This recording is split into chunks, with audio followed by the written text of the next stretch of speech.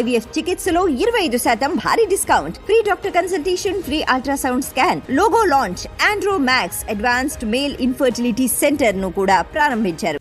TDP పాలనలో 36 రాజకీయ హత్యలు జరిగాయని ఆరోపిస్తున్న జగన్ దమ్ముంటే సాక్ష్యాలు చూపించాలని సవాల్ విసిరారు హోంమంత్రి వంగలపూడి అనిత. రాష్ట్రంలో శాంతి భద్రతల అంశంపై జగన్ ఢిల్లీ వెళితే తాను కూడా ఢిల్లీలోనే తేల్చుకుంటామన్నారు. బాబాయ్ హత్య గురించి గత 5 ఏళ్లలో మాట్లాడిన జగన్ నెల రోజుల టీడీపీ పాలనపై బురద జల్లే ప్రయత్నం చేస్తున్నారని మండిపడ్డారు. రాష్ట్ర అభివృద్ధికి అవసరమైన ఒకే ఒక ఉద్దేశంతో 164 సీట్లు ఎన్డీఏకి ఇచ్చి ప్రజలు ఈరోజు గెలిపించి సీఎం స్థాయిలో మన చంద్రబాబు నాయుడు గారిని, డిప్యూటీ సీఎం స్థాయిలో పవన్ కళ్యాణ్ గారిని కూర్చోబెడితే అది చూసి ఓర్వలేక ఏ రకంగానైనా గవర్నమెంట్ మీద బురద చల్లుదాము, గవర్నమెంట్ని ఇరకాటంలో పెడదాము అని చెప్పి శవ రాజకీయాలు అన్నవి స్టార్ట్ చేసిన పరిస్థితి చూస్తూ ఉంటే జగన్మోహన్ రెడ్డి, పులివెందుల ఎమ్మెల్యే జగన్మోహన్ రెడ్డి నీకు సిగ్గనిపించట్లేదేమో కానీ ప్రజలందరూ కూడా చూసి సిగ్గుపడుతున్నారు. ఎందుకంటే అసలు ఎందుకు ఓడిపోయాము అన్న దాని గురించి వాళ్ళు చర్చించుకోవడం పక్కన పెట్టండి. ఎందుకు ఓడిపోయారన్న సంగతి వాళ్ళందరికీ కూడా తెలుసు.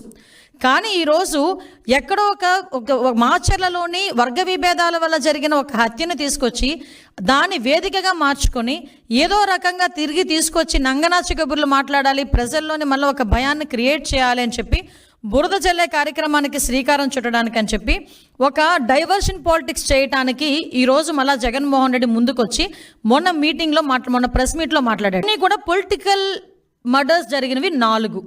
ఆ 4లో 3 చనిపోయింది టీడీపీ వాళ్ళు. ఈరోజు నువ్వు ఏ మొహం పెట్టుకుని 36 హత్యలు, పొలిటికల్ హత్యలు జరిగినాయని చెప్పి ప్రజలను భయభ్రాంతులు చేయడానికి సిద్ధపడుతున్నావు? ఇంకా నీ మాటలు నమ్మేస్తారని అనుకుంటున్నావా జగన్మోహన్ రెడ్డి, పులివెందుల ఎమ్మెల్యే? ఇంకా నీ మాటలు నమ్మేస్తారని జనాలు అనుకుంటున్నావా? దీనికి ఒక ప్రైమ్ మినిస్టర్కి నువ్వు లెటర్ రాసి రాష్ట్రపతి దగ్గరికి వెళ్ళి రాష్ట్రపతి పాలన విధించాలి, ఇక్కడ రాజ్యాంగం అన్నది భ్రష్టు పట్టిపోయిందని నువ్వు మాట్లాడుతున్నావు కదా. అసలు విషయం చెప్పను ఒకసారి. ఆంధ్రప్రదేశ్ హైకోర్టు తమరు 2019లో పీఠం ఎక్కిన తర్వాత 2020లోనే ఇక్కడ కాన్స్టిట్యూషనల్ బ్రేక్ డౌన్ జరుగుతుందని డైరెక్ట్గా హైకోర్టు ఆ రోజు మాట్లాడింది. దీనికేం సమాధానం చెప్పొచ్చు? పొలిటికల్గా మన కాన్స్టిట్యూషనల్ బ్రేక్ డౌన్ అవుతుందని చెప్పి రాష్ట్రపతి పాలన విధించాలని ఏకంగా మాట్లాడుతున్నావంటే నీకు ఎంత తహతహగా ఉందో అధికార పీఠంలో కూర్చుని పోవడానికి నాకు అర్థం. అంటే అధికారం కోల్పోయి నెల రోజులకే ఏ రకంగానైనా దొడ్డిదారిని ఎలా అయినా వెళ్ళిపోవాలని ప్రజల్ని మభ్యపెట్టడానికి నువ్వు చేస్తున్న మైండ్ గేమ్ క్లియర్గా జనాలకు అర్థం కావాలనే ఉద్దేశంతోనే నేను ఈరోజు ప్రెస్ ముందు కూర్చున్నాను.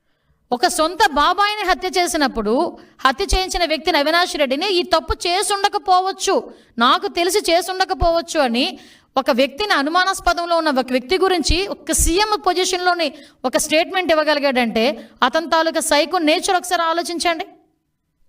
అలాంటి వ్యక్తి సొంత చెల్లి ఈరోజు నాకు న్యాయం చేయండి అని వివేకానంద రెడ్డి సొంత బాబాయ్ హత్య చేస్తే న్యాయం చేయండి అంటే 5 సంవత్సరాల్లో కనీసం ఒక స్టెప్ ఫార్వర్డ్ అవ్వలే. పాపం ఆ అమ్మాయి బయటకు వచ్చి, సునీతమ్మ బయటకు వచ్చి మళ్ళీ సిబిఐ ఎంక్వైరీ వేసుకొని ఢిల్లీ చుట్టూ తిరిగి నాకు ప్రాణాపాయం ఉంది, నన్ను రక్షించండి మొర్రో అని ఢిల్లీ నడివీధుల్లో నీ రక్తం పంచుపుట్టుకుని ఒక సొంత చెల్లి మాట్లాడింది.